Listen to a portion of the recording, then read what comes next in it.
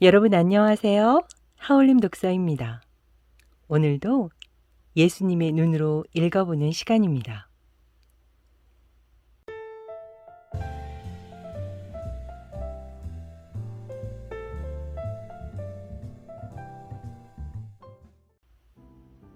(1996년 2월 11일) 곁에서 걷고 있던 바르톨로메오가 이상하다는 듯이 물었다. 선생님, 만약 하느님의 왕국이 모든 사람을 위한 것이라면 어찌하여 유다 민족만이 하느님의 뜻을 이루도록 선택되었습니까? 하느님께서 당신의 자식들을 바라보셨을 때 당신의 뜻과 가장 가까이 살고 있는 사람들이 이스라엘의 아들과 딸들이었다. 그들의 사랑은 진실했고 하느님께 봉사하고자 하는 의욕은 간절한 것이었다. 이 세상의 약한 자들을 구하기 위하여 아버지께서는 강한 자들을 선택하신 것이다. 왜냐하면 강한 자들이 하느님의 진리를 세상에 전할 것이기 때문이다. 바르톨로메오는 여전히 미심쩍어했다. 그러면 왜 바리사이파와 사두가이파 그리고 유다 사제와 대부분의 이스라엘 민족은 자기들만이 선택된 하느님의 참된 아들이라고 믿고 있는 겁니까? 그 사람들은 천국이 그들만을 위한 것이고 이방인들은 하느님의 자식이 될 수 없기 때문에 천국에도 들어갈 수 없다고 믿고 있지 않습니까? 내가 말한 것은 사실이다. 그들은 천국이란 오직 유다인만을 위한 것이고 다른 사람은 갈 수 없는 곳이라고 믿고 있다. 그들은 아버지께서 당신 사랑으로 모든 사람들을 창조하셨다는 것을 알지 못하고 모든 사람들이 돌아오기를 원하신다는 것도 알지 못하고 있다. 마치 온갖 선물과 보물을 쌓아놓은 부잣집 아이들처럼 그들은 아무런 걱정 없이 즐거운 생활을 하면서 불쌍한 사람이나 배고픈 사람, 병자나 도움이 필요한 사람들을 돌보려고 하지 않는다. 그런 사람들을 귀찮은 존재로 여길 뿐만 아니라 무시해버리거나 모욕적으로 대해주어도 괜찮다고 생각하기 때문에 그런 사람들을 아예 안 보려고 눈을 감아버린다. 자신은 부유하기 때문에 다른 사람과는 다르다고 생각하고 자신을 아주 특별한 존재라고 생각한다. 특별한 존재가 아니라면 그토록 많은 것을 소유하게 되지 않았을 것이라고 생각하는 것이다.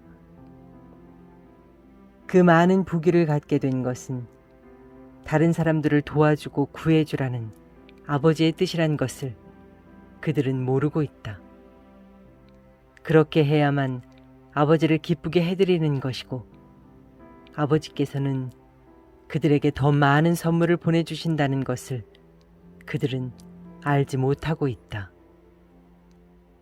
사람은 남에게 줌으로써 되받게 되는 것이다.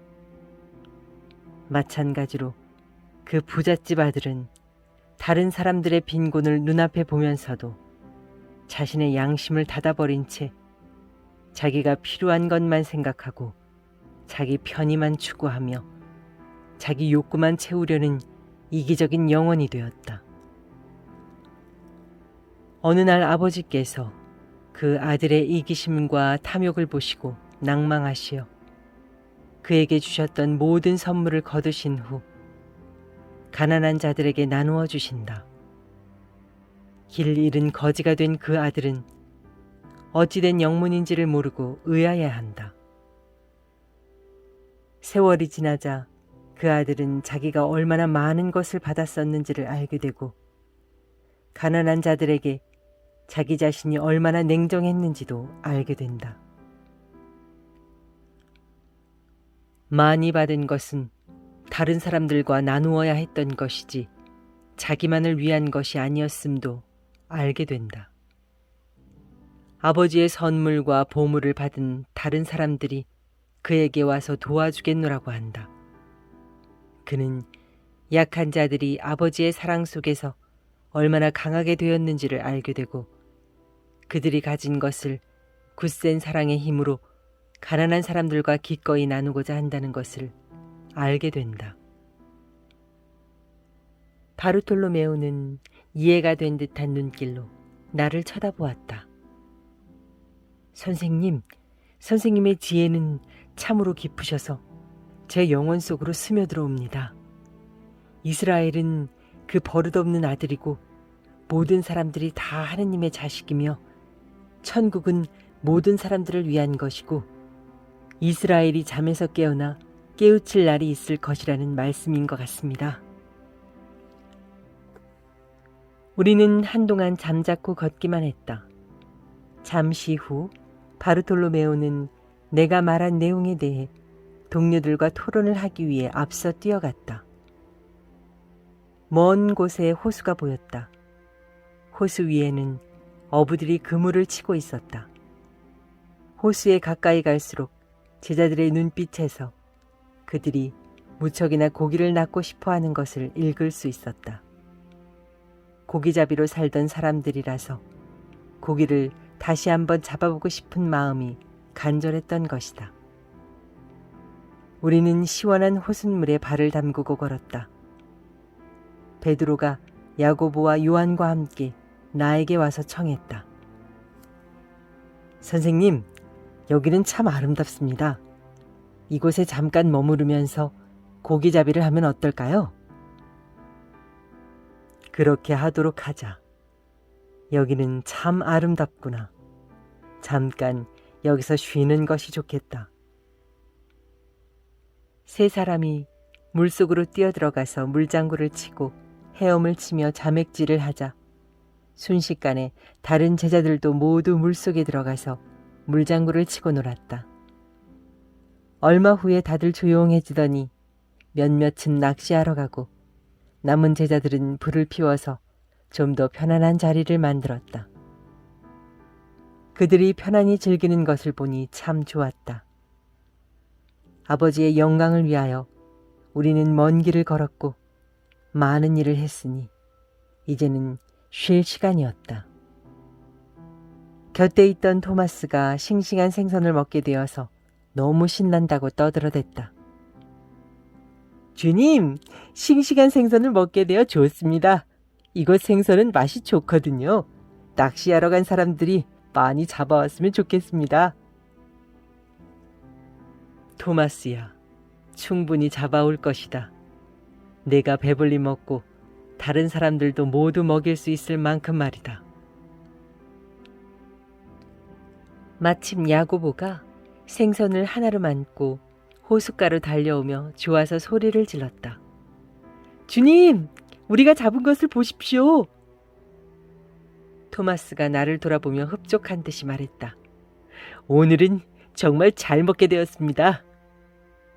토마스의 눈을 들여다보았는데 그 눈은 환희로 가득 차 있었고 먹을 음식에 대한 기쁨이 담겨 있었다. 토마스야, 너에게 음식을 보내주시어 생명을 유지할 수 있게 해주시는 아버지께 감사와 찬미를 드려라. 제자들이 모여 앉았고 나는 아버지의 너그러우심에 감사하며 생선에 강복하였다. 생선을 요리하는 구수한 냄새가 사방으로 퍼졌다. 잡힌 생선이 어찌나 큰지 유다 타데오는 넋이 빠져 생선만 쳐다보고 있었다. 주님, 저 생선 좀 보십시오. 저렇게 큰 생선은 처음 보았습니다. 냄새도 좋고요. 정말 맛있을 것 같습니다. 맛있는 식사를 기대하면서 유다 타데오는 신이 난 듯 눈을 동그랗게 떴다. 너희 앞에 놓인 음식을 보아라. 아버지께서는 너희들이 아버지의 일을 하기에 필요한 모든 것을 주신다. 아버지께서는 너희들에게 필요한 것 이상으로 채워주신다. 하느님을 찬미하자! 토마스가 소리쳤고 우리는 아버지를 찬미하고 아버지께 감사하였다. 식사를 하는 동안 우리는 가벼운 대화를 나누었고 사랑과 행복이 넘쳐나는 것을 느꼈다. 뱃속에 가득 찬 음식이 어느 정도 내려가자 나는 제자들에게 한 가지 교훈을 가르쳤다. 오늘 너희들은 아버지께서 보내주신 좋은 식사를 나와 함께 나누었다. 그러나 내가 말하건대 장차 아버지께서 너희에게 주실 양식은 참된 생명의 양식이다. 당신의 아들을 통하여 아버지께서는 너희들에게 영원한 양식, 영원한 생명을 주실 것이다. 아버지께서는 너희들에게 참된 생명의 빵을 주실 것이고 용서의 포도주를 주실 것이다. 나는 하늘에서 내려온 그분의 아들이며 너희 영혼을 배부르게 할 바로 그 빵이고 용서를 가져다 줄 그 포도주이다. 당신의 아들인 나를 통해서만 아버지께서는 영원한 생명의 양식을 주실 것이다. 나는 천주 성자이며 아버지께서 너희들에게 주시는 양식이고 너희 영혼을 먹여주고 너희를 평화로 가득 채워주는 양식이다. 나를 먹는 자는 영원히 굶주리지 않을 것이다.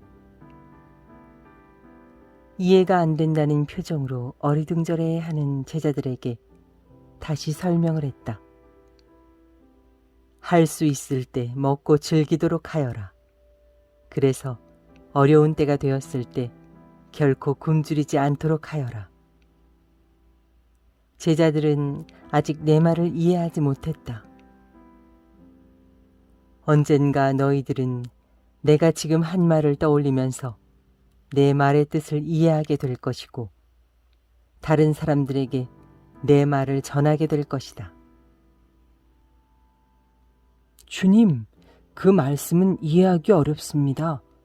어떤 때는 도저히 주님의 말씀을 이해할 수가 없습니다. 마테오가 말했다. 내가 하는 말을 새겨들어라. 내가 분명히 말하거니와 내가 아버지께 돌아가신 뒤 너희들은 하느님의 지혜를 넘치게 받아서 내가 한 모든 말들이 너의 가슴 속에서 되살아나게 될 것이다. 필립보가 말했다. 그렇게 될 것이라고 선생님께서 말씀하시면 그렇게 될 것으로 압니다. 가르침이 끝나자 제자들은 각자의 생각에 잠긴 채 자리에 누워 잠을 청했다. 오후 늦게 우리는 멀지 않은 곳에 있는 이웃 마을의 시장에 가기로 했다. 우리가 시장에 도착했을 때 소란스런 다툼이 벌어지고 있었다. 두 남자가 한 늙은 여자를 중간에 놓고 소리를 지르고 있었다. 이 여자는 도둑이요. 돈도 지불하지 않고 내 물건을 훔쳤단 말이요. 한 남자가 소리를 지르자 다른 남자도 같이 소리를 치면서 거들었다. 이 여자가 훔치는 걸 내가 보았소. 내가 똑똑히 보았다니까요. 이 늙은이를 재판받게 해야 돼. 이 여자는 벌을 받아야 마땅해. 하고 첫 번째 남자가 외치자 모여있던 군중들도 도둑년! 도둑년! 이라고 소리 질렀다. 그 불쌍한 늙은 여자는 몹시 야위고 약해 보였는데 공포에 질려 주위를 둘러보고 애원했다. 너그럽게 봐주십시오. 이 늙은이를 불쌍하게 봐주십시오. 나는 다가가서 두 남자가 붙잡고 있던 그 여자의 팔을 풀어주었다. 못하는 짓이요? 이 여자는 도둑이란 말입니다. 내 물건을 훔쳤다고요? 한 남자가 내게 대들었다. 이 여자가 훔친 것이 그렇게 귀한 물건이요. 내 곡식을 훔쳤어요. 반 쉐클은 좋게 될 겁니다. 유다야, 이 사람에게 곡식값으로 한 쉐클을 지불해 주어라. 유다는 충격을 받은 표정이었지만 주머니에 손을 넣어 쉐클 하나를 꺼내서 그 남자에게 주었다. 돈을 받고서도 그 남자는 분이 풀리지 않았는지 여자에게 손가락질을 하며 소리를 질렀다. 그렇지만 저 여자는 도둑질을 했단 말이에요. 죄를 범했다고요. 아주머니, 왜 곡식을 훔쳤어요? 내가 조용하게 물었다. 먹을 것이 없어서 훔쳤습니다, 선생님. 작년에 제 아들이 죽어서 저를 부양해 줄 사람이 아무도 없어요. 선생님 앞에 있는 여기 이 형제들한테 도와달라고 애걸했지만 모두 거절했어요. 세리가 제 집을 차압해 가버렸고 이웃 사람들은 제 가축을 빼앗아 가버렸어요. 아무것도 제게는 남은 게 없습니다. 더구나 저는 기도하고 사랑밖에는 하느님께 바칠 게 없기 때문에 사제들은 제가 성전에 발도 못 들여놓게 해요. 그 여인은 내 발치에 엎드려 울면서 말했다. 선생님, 제 아들이 죽고 난 후로 저를 친절하게 대해주시는 분은 선생님이 처음입니다. 여인의 말을 듣고 창피했던지 눈을 내리뜬 채 침묵을 지키고 있는 사람들을 둘러보며 나는 이렇게 말했다. 오늘 여기서 분명한 사실을 말합니다. 여러분 중에 어느 누구 한 사람도 우리 조상 아브라함이 명하신 대로 살지 않았습니다. 여기 어느 누구도 하느님께서 모세에게 주신 계명을 지키며 살지 않았습니다. 자신이 남한테서 받고 싶은 자비와 친절과 용서를 남에게 베풀어 줄 아는 사람은 한 사람도 이곳에 없었습니다. 사제와 원로들이 그들의 자매이며 하느님의 딸인 이 여인을 그렇게 취급한 것은 수치스러운 일입니다. 사제와 원로들은 자신만을 생각하면서 자기 재산과 명예만 생각하고 있습니다. 도움을 받아야 할 사람들은 그들을 도와주어야 할 사람들로부터 오히려 천대를 받고 있습니다. 그러니 언젠가는 하느님께서 머무르실 참된 새 교회가 일어날 수밖에 없습니다. 여러분은 모두 부끄러운 줄을 아십시오. 그렇게 말한 후 침묵을 지키며 서 있는 사람들을 남겨두고 그 자리를 떠났다. 제자들에게는 그 노인을 유다에 있는 엘리사벳에게 데리고 가도록 했다. 엘리사벳은 친어머니처럼 그 여인을 보살펴줄 사람이었다. 네, 오늘은 여기까지 읽도록 하겠습니다. 감사합니다. 사랑합니다.